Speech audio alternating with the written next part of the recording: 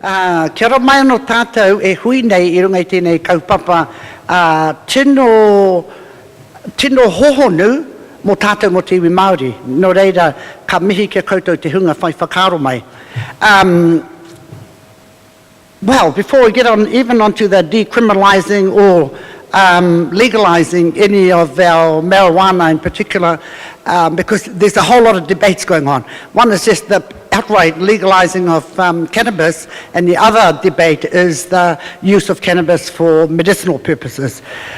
And I think we can all make good arguments for both decriminalising. One of the real just practical things, it would be good if we decriminalised, because then we wouldn't fill up ngāwha with all our Māori young people. And so if it's not a criminal offence, then we wouldn't have so many people in jail. And that's because all the people in jail are a problem for us. But I want to go back to just talking about the legislation that currently exists that discriminates and stigmatises our people in particular. And just a little bit of history. In the first introduction of legislation to control alcohol, it was at that date, at the beginning of the process, what happened was the consequence of breaking those rules was the loss of land. So a lot of Māori land was lost as a result of legislation around the restriction of alcohol. So we lost our land at that point. In this particular, and I wasn't aware, Ross, that there hadn't been any, I thought there'd been a review later, like in recent years, after 1975. It was in about the early 90s, 91, 92, where they reviewed the drug legislation, and then one of the consequences was if you had more than so many pots of marijuana on your place, your land again was the consequence. Ko tērā te utu.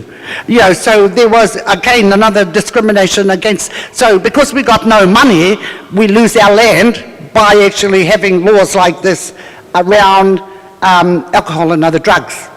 And that's the first thing that people don't talk about. We don't actually talk about those consequences. We talk about being put into jail, but we don't talk about the consequences on us as Māori.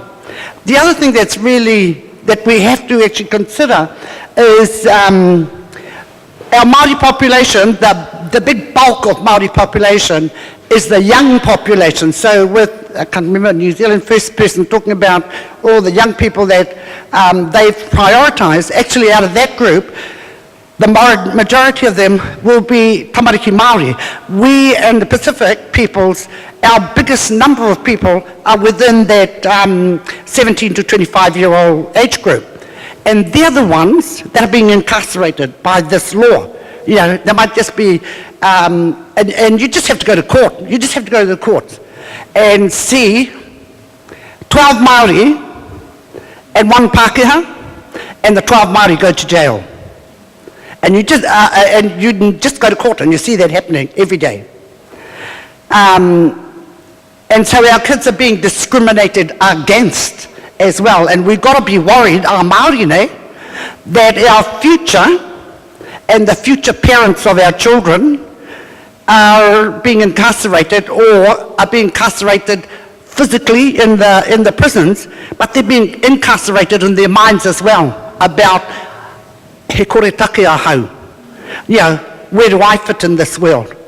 What happens to me now? How can I be a good citizen, a good kaikorero on the marae, a good parent of my 6 children, or whatever, if I have a perception of my value as a person or not. So there are other consequences about why we need to actually start talking about changing the legislation. And does legislation, I mean, I wish I could be as sort of tough as Claire Bell's can so that we can say no more, but you try doing that in Kaikohe, Moerewa, Kawakawa, the areas that I work and live in, and everybody says, no bro, we might go to jail.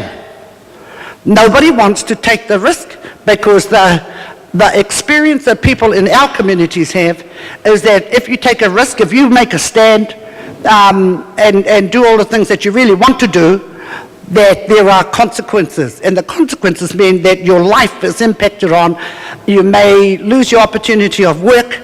I mean, how dumb now is everybody gets police checked in the to get a job in the workforce, and of course all the Māoris get wiped out in the first cut because of their, even if the drug offences were 25 years ago.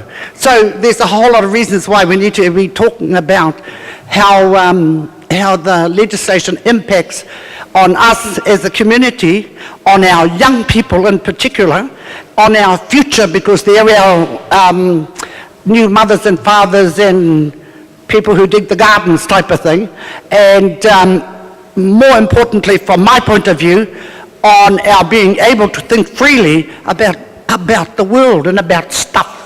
So, kia ora tātou.